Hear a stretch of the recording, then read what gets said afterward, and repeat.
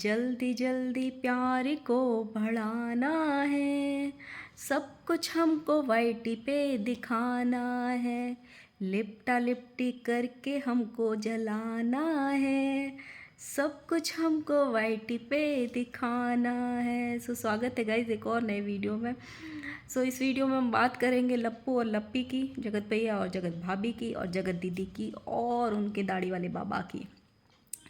फ़िलहाल ना जगत भैया और जगत भाभी जो हैं वो चीपेस्ट बनने की साइड जा रहे हैं। इतनी गंदगी, मतलब हर चीज़ को दिखाने की एक लिमिट होती है। और पता है, एक होता है कि हमने स्टार्टिंग से उनको इस रूप में देखा हो, और एक होता है हमने एक अलग रूप में देखा था। एक तरफ कम्युनिटी डालते हैं कि मौत मंजूर लेकिन मुझे बीबी मंजूर नहीं, और दूसरी तरफ इतना चिपका चिपकी हो रही है सब, मतलब बहुत सारी ऑडियंस को फेक नज़र आ रही है, बहुत सारी ऑडियंस को बनावटीपन नज़र आ रहा है। उनका गानों का सिलेक्शन जो है वो इतना वल्गर होता जा रहा है, उसकी जो वर्डिंग्स होती है वो इतनी वल्गर हो रही है जो ऑडियंस को भी पसंद नहीं आ रही है।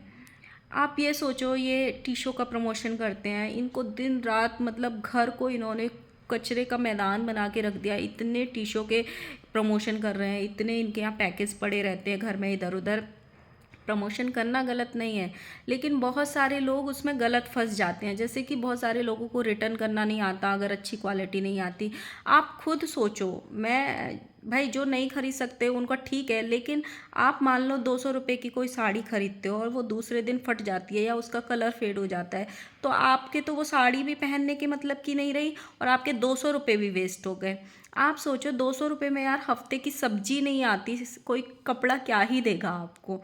तो बहुत सारे लोग ऐसे होते हैं जो, मतलब जिनको नॉलेज नहीं होती रिटर्न की या रिटर्न पॉलिसी की, वो फंस जाते हैं ऐसी चीज़ों को मंगा के। प्लीज़ दुनिया को इतना भी पागल मत बनाओ यार। ठीक है, बहुत सारी चीज़ें अच्छी आती होंगी, आप शो पीस ले लो, ये पीस ले लो, वो ले लो, लेकिन मतलब मैंने तो यार 2-3 बार मंगाया है, मेरे साथ तो बड़ा धोखा हुआ है कपड़े की क्वालिटी में। तुम इतना भी भैया, ये लोग डाल रहे 600 रुपये में लहंगा आ गया, 300 रुपये में साड़ी आ गई, 200 रुपये में साड़ी आ गई। इतना भी जनता को बेवकूफ़ मत बनाओ। वो क्या होता है, कैमरे में लाइट्स होती हैं, ये सब होता है, उसके सामने वो अच्छी लगती है, लेकिन इतना बेकार क्वालिटी आता है। प्लीज़ मत फंसाओ गरीब लोगों के पैसे, मत डुबाओ, ठीक है। और अभी माता जी एक अलग रूप में आई हैं, वापस आई हैं अपनी बेटी के यहाँ से, वहाँ से बच्चों के लिए बिस्कुट लेके आई हैं, अपने हाथों से बच्चों को बिस्कुट दिए हैं, और आते ही माता जी ने थंबनेल लगाया है कि अब बस बहुत हो गया, अब हमको दादी बनना है।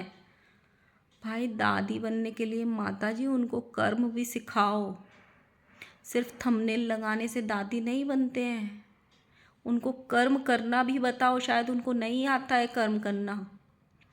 जिस हिसाब से, मतलब इनके घर में इतने अजीब ही थंबनेल लगाते हैं गाय, मतलब पूछो ही मत। इतना सब हो गया, इतना उछल रही है, इतना नाच रही है, हनीमून तक के गाने गा रही है, सब कुछ मिल रहा है, जो उसको चाहिए था वो सब मिल गया। अभी भी क्या बोलती है, मेरे दिल में बहुत सारी बातें बसी हैं, अभी भी बहुत कुछ दिखाना बाकी है। आज उसने थंबनेल लगाया, मेरे मन को अभी भी सुकून नहीं मिल रहा है, ऐसा लग रहा है मुझे। बहन तुझे क्या चाहिए, सामने वाले की जान चाहिए क्या? हाँ, सब कुछ तो मिल गया। जो पहले भी नहीं नाचती थी, अब तो तुम सबके सर पे बैठ के नाच रही हो। इतना तो पहले भी नहीं नाची जितना अब नाच रही हो। और क्या चाहिए तुमको? ऑडियंस की जान चाहिए क्या? ऑडियंस ने सर माथे पे तो बिठा लिया तुमको।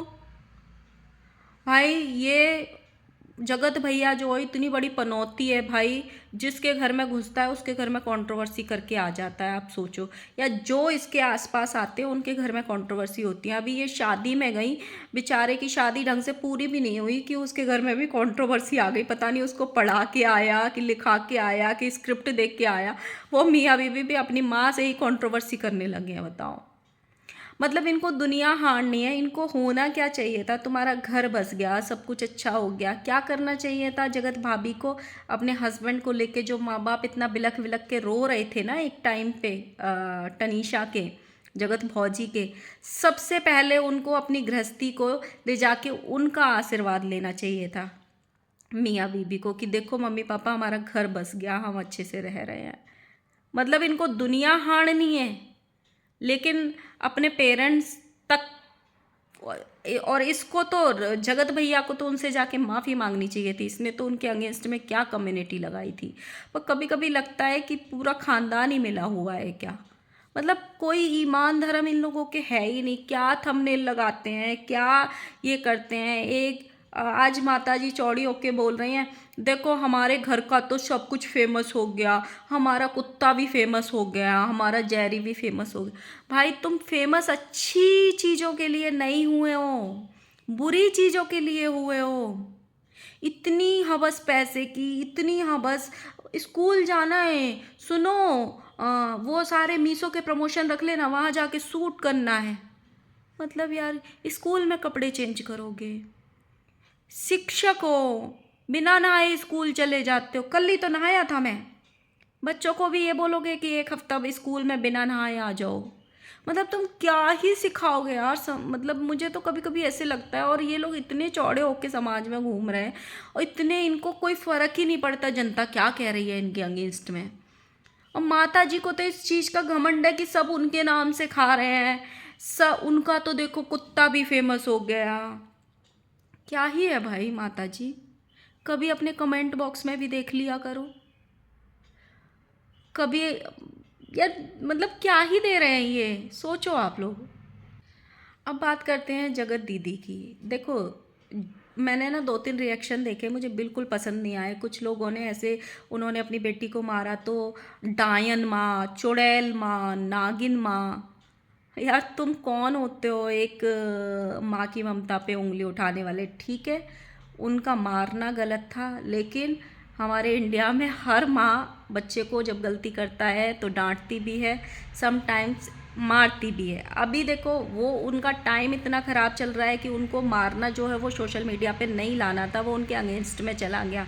लेकिन वो मारने की फ्रस्ट्रेशन वो खुद नहीं थी, उसकी मारने की फ्रस्ट्रेशन की वजह उसका वो दाढ़ी वाला बाबा और उसकी बीवी थी। देखो जिस, आपका ससुराल भी ख़त्म हो गया, आप मायके में रह रहे हो, आपसे पाप हो गया, गलती हो गई, आपकी दुनिया में बदनामी हो गई।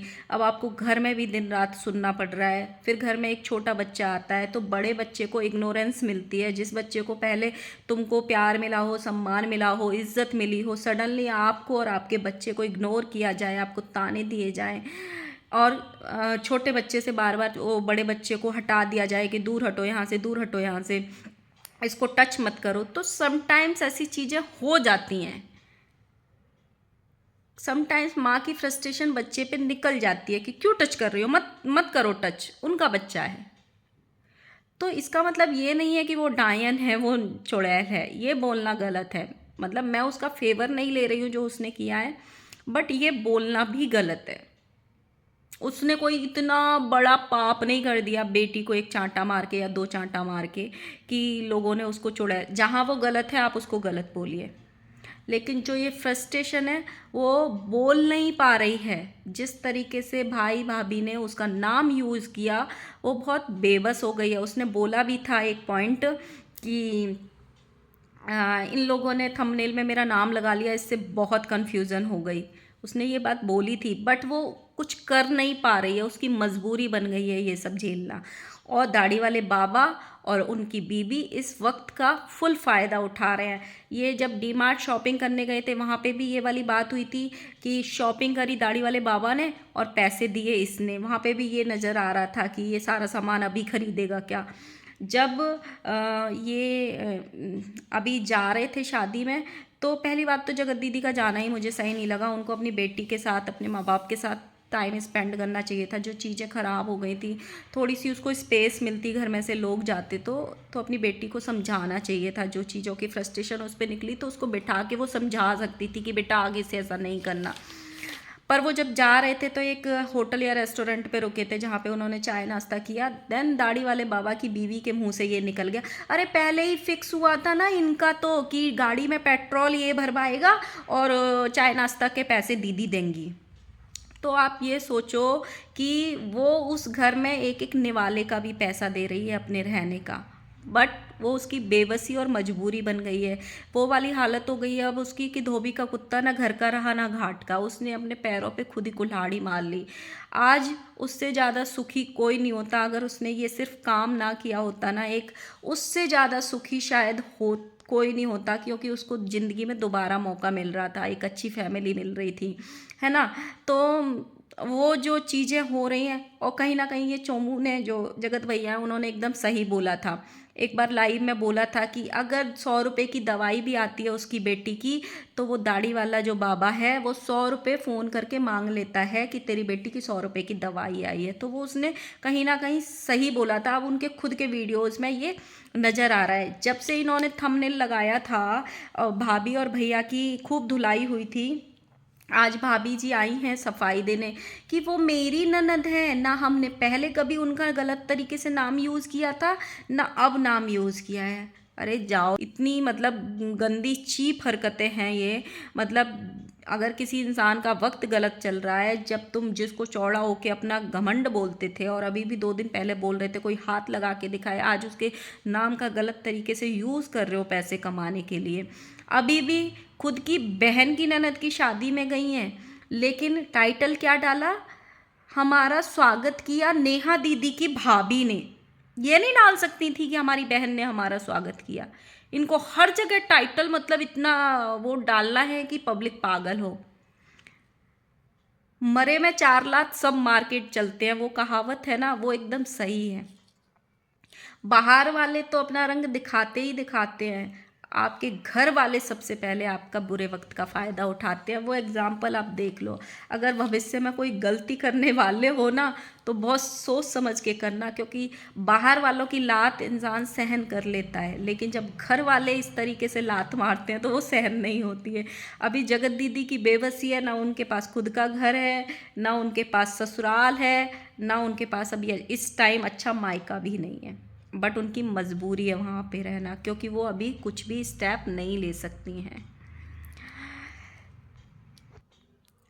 अभी तक के लिए इतना ही। आगे बात करेंगे, आगे जब ब्लॉग्स आएंगे इनके तो। फ़िलहाल तो भैया भाभी फुल छपरी हुए जा रहे हैं। सो प्लीज़ गाइस, मेरे वीडियो को लाइक करना एंड कमेंट करना, क्या मतलब मैंने सही बोला या गलत बोला। और अगर जिसने भी जो नया आया है चैनल पे, प्लीज़ सब्सक्राइब करना। तब तक के लिए बाय बाय।